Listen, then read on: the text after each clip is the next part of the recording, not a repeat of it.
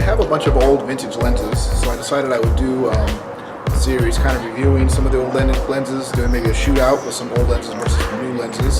So I decided today we're going to come out to Gilbert Riparian Preserve, and the first lens that I'm going to go ahead and try today is the Fujinon. This is an old M42 mount lens. You can get the adapters for them really cheap. So here's my Sony adapter. You can see there's actually no glass in there at all. All it does is connect to the M42 mount, and it just screws on, and it goes right in to the Sony body. Really easy, really simple. I love this lens. I ended up buying it at a garage sale for about $5. Actually, if you go on eBay right now, they're selling for about $250 to $300. So pretty good deal on that. But the only problem with it is it has this little button right here that my adapter doesn't quite hit. So it is stuck wide open at f1.4. So we'll see how that affects its performance today, because I cannot stop it down at all. I'm going to be testing it today. It's not quite kind of a fair challenge, but I'm going to use my Tamron 70-200 2.8, probably in the 85 2.8 range. I think that's going to give me a pretty similar bokeh between a 1.4 and a 2.8. So we'll see how it goes. I'm going to show you my models today. So I have Elvira here. She is our au pair from Italy. And my daughter, Emie, will be our models today, and we'll get to it.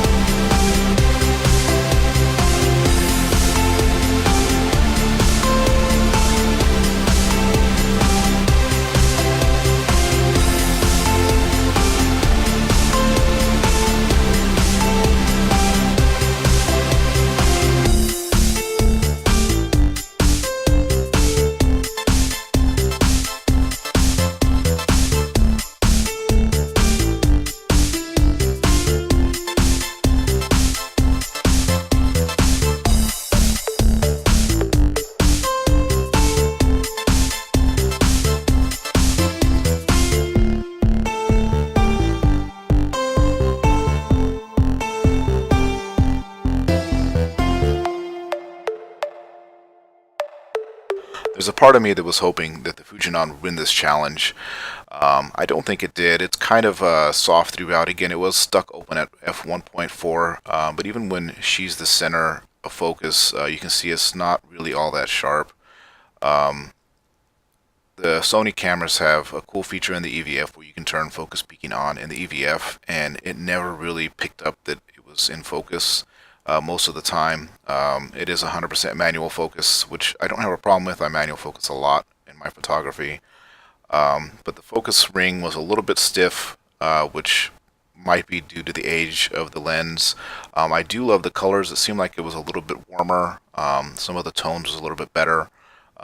It just seemed like overall it was kind of soft. It had a little bit of chromatic aberration. You can especially see like in Elvira's jewelry and stuff that there's a little bit of kind of a glow around it. Overall, I do, like I said, I do like the colors. Look at the bokeh on this one. I mean, it's just, it almost looks like an oil painting. You don't quite get that bokeh with the 70-200. I just wish it was a little bit sharper. Again, this is the 50. You can kind of feel your subject a little bit more. You can kind of feel the frame a little bit more than with the 70-200. The 70-200 is kind of zoomed in a little bit. Again, you can see the bokeh on this one. Just the background blur is just, it looks really great. It's just hard to get your subject kind of in focus, even with the ability on the Sony again to kind of zoom in, make sure your focus is dead on. It was still kind of hard to nail for most of these shots, but the 70-200 didn't have that problem at all, and it's just quite a bit sharper. So again, I think the 70-200 probably won this challenge. I mean, you would think it would because it is a newer lens.